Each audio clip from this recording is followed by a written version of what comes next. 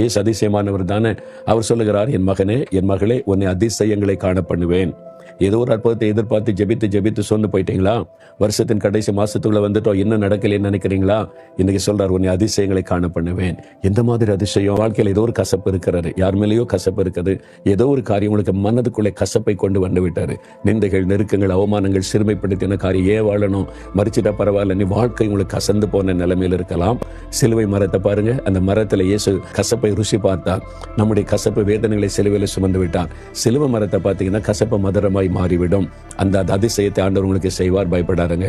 அடுத்து நீங்க பாத்தீங்கன்னா, எப்படி எனக்கு பிரியமானவர்களே, சாப்பாட்டுக்கு என்ன பண்ண, நாளைக்கு என்ன பண்ண, அடுத்து என்ன பண்ண, இந்த தேவைக்கு என்ன பண்ண, பிள்ளைகளுடைய படிப்புக்கு என்ன பண்ண, திருமணத்துக்கு என்ன பண்ண, கலங்குறீங்களா? அதிசயத்தை பார்ப்பீங்க. வானத்தை பூமி உண்டாக்கின கர்த்தரிடத்திலிருந்து உங்களுக்கு ஒத்தாசை வரும்.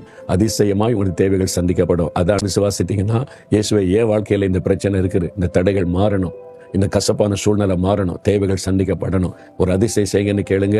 இன்றைக்கு அற்புதம்